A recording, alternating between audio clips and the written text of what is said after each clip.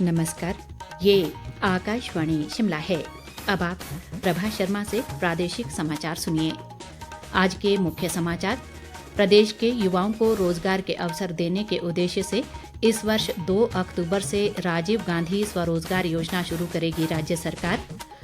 उद्योग मंत्री हर्षवर्धन चौहान ने बाढ़ पीड़ितों के मुआवजे से संबंधित मामले जल्द निपटाने के अधिकारियों को दिए निर्देश। नेता प्रतिपक्ष जयराम ठाकुर ने आपदा से बेघर हुए लोगों को जमीन आवंटन के कार्य में तेजी लाने का राज्य सरकार से किया अनुरोध। और प्रधानमंत्री नरेंद्र मोदी आकाशवाणी से मन की बात कार्यक्रम में कल सुबह लोगों से साझा करेंगे विचार। अब समाचार विस्तार से। राज्य सरकार युवाओं को रोजगार के अवसर उपलब्ध करवाने और वाहनों से होने वाले प्रदूषण को कम करने के उद्देश्य से महत्वाकांक्षी राजीव गांधी स्वरोजगार योजना इस वर्ष 2 अक्टूबर से शुरू करेगी। इस योजना के लिए विस्तृत मानक संचालन प्रक्रिया तैयार कर ली गई है।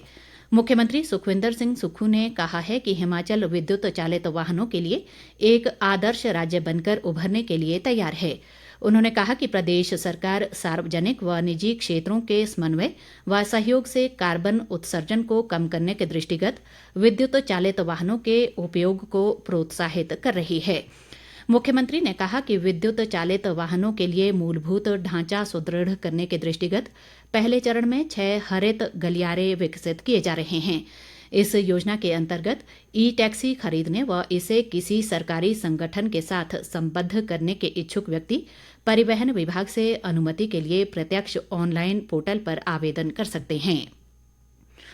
मुख्यमंत्री सुखविंदर सिंह सुक्खू ने आपदाओं के दौरान मानव जीवन और संपत्ति के नुकसान को कम करने के लिए सक्रिय कदम उठाने पर जोर दिया है। वे आज शिमला में राज्य आपदा प्रबंधन प्राधिकरण की 8वीं बैठक की अध्यक्षता कर रहे थे।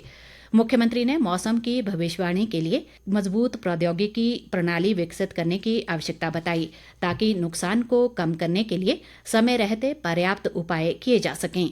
उन्होंने कहा कि जलवायु परिस्थितियों के बेहतर पूर्वानुमान के लिए राज्य के बर्फीले क्षेत्रों में 5 स्वचालित मौसम प्रणालियां स्थापित करने का प्रस्ताव है।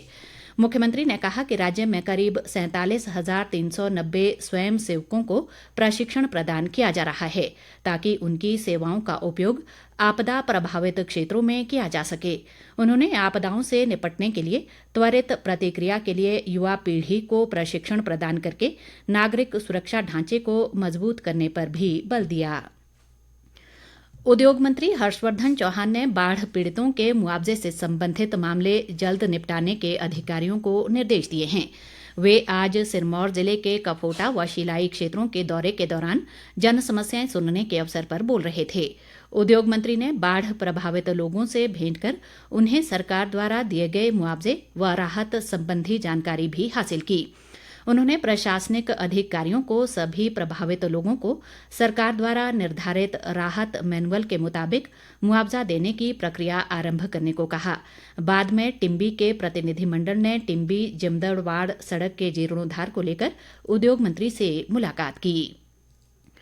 स्वास्थ्य मंत्री कर्नल धनीराम शांडिल ने आज सोलन जिले के कंडाघाट उपमंडल की ममलीग पंचायत के जडौन गांव में बीते दिनों हुई भारी वर्षा से प्रभावित जमुना देवी के परिवार को राज्य आपदा निधि के तहत 15 लाख रुपए की राहत राशि का चेक भेंट किया।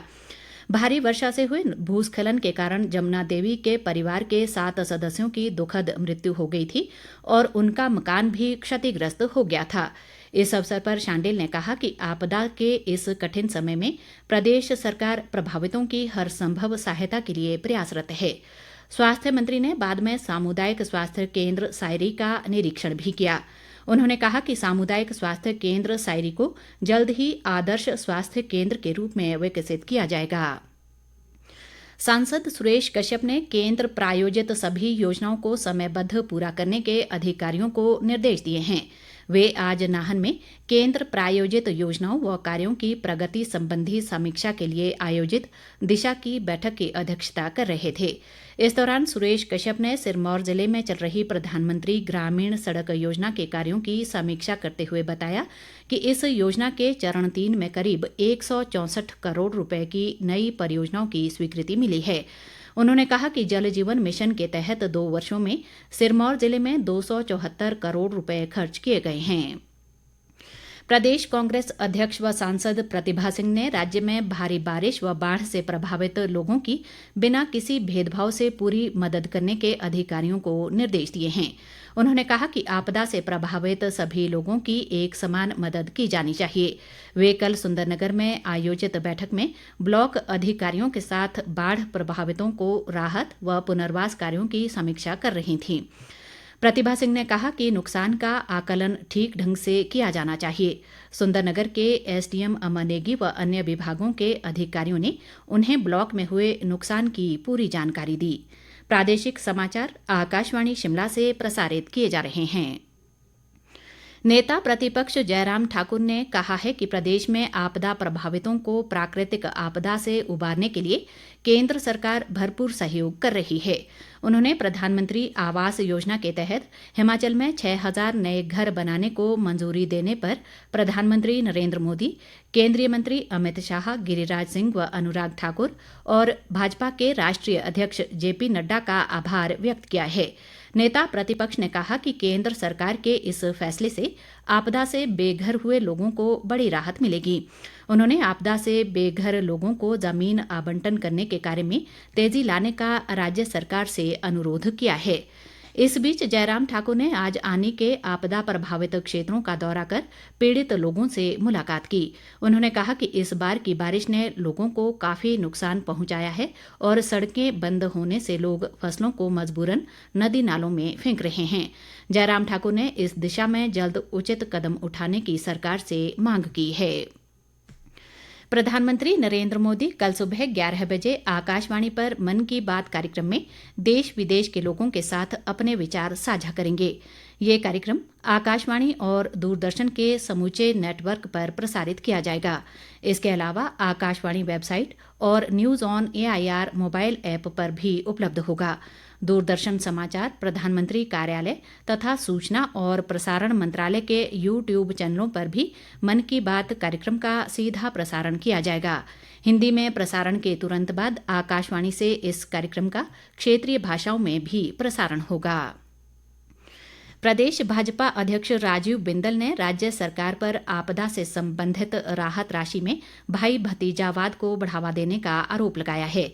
सोलन में आज एक पत्रकार वार्ता के दौरान उन्होंने कहा कि सरकार आपदा पीड़ितों की मदद बिना किसी भेदभाव के करे ताकि आपदाग्रस्त लोगों को राहत मिल सके। उन्होंने कहा कि सेब बाहुल्य इलाकों में सड़कों की बहाली का कार्य भी युद्ध स्तर पर होना चाहिए ताकि किसान व बागवान अपनी फसल को समय पर मंडियों तक पहुंचा सके। बिंदल ने कहा कि आपदा से बेघर हुए लोगों को भूमि और मकान बनाने के लिए उचित सहायता राशि मिलनी चाहिए। मंडी जिले में पंडोह के पास बीते 4 दिनों से बंद पड़े राष्ट्रीय उच्च मार्ग को बीती रात से खोल दिया गया है। मुख्य संसदीय सचिव सुंदर सिंह ठाकुर ने आज पंडोह में मौके का जायजा लेने के बाद बताया कि फंसे हुए सभी वाहनों को धीरे धीरे निकाला जा रहा है। मुख्य संसदीय सचिव ने कहा कि दोनों जिलों के अधिकारी आपसी तालमेल के साथ काम कर रहे हैं और लोगों को किसी प्रकार की परेशानी पेश नहीं आने दी जाएगी। उन्होंने कहा कि कुल्लू में तेल, गैस और अन्य प्रकार की खाद्य सामग्री पहुंचाई जाएगी और लोगों को परेशान होने की जरूरत नहीं है। सुंदर सिंह ठाकुर ने कहा कि कानून व्यवस्था बनाए रखने के लिए मंडी और कुल्लू जिलों में 50-50 अतिरिक्त पुलिस बल तैनात किए जा रहे हैं। प्रदेश के शैक्षणिक संस्थानों में बच्चों में नशे की प्रवृत्ति पर रोक लगाने के लिए शिक्षा सचिव अभिषेक जैन की अध्यक्षता में आज शिमला में एक बैठक हुई। इस दौरान उन्होंने कहा कि सभी सरकारी व निजी विद्यालयों को स्कूल परिसर में नशे के दुष्प्रभावों की जानकारी संबंधी जागरूकता बोर्ड लगाने के निर्देश दिए गए हैं। शिक्षा सचिव ने कहा कि विद्यालयों में परामर्शकर्ता के माध्यम से विद्यार्थियों को नशे के दुष्प्रभाव के बारे में मनोवैज्ञानिक परामर्श दिया जाएगा। अभिषेक जैन ने अध्यापकों से आह्वान किया कि वे बच्चों को नशे से बचाने के लिए स्कूलों में नियमित रूप से खेलकूद व सांस्कृतिक गतिविधियों में भाग लेने के लिए प्रेरित करें। राज्य ग्रामीण आजीविका मिशन के तहत हमीरपुर जिले के सभी 6 विकास खंडों में गठित विभिन्न महिला स्वयं सहायता समूहों ने जिला प्रशासन व ग्रामीण विकास अभिकरण की प्रेरणा से हमीरपुर के बचत भवन में राखी बाजार लगाया है।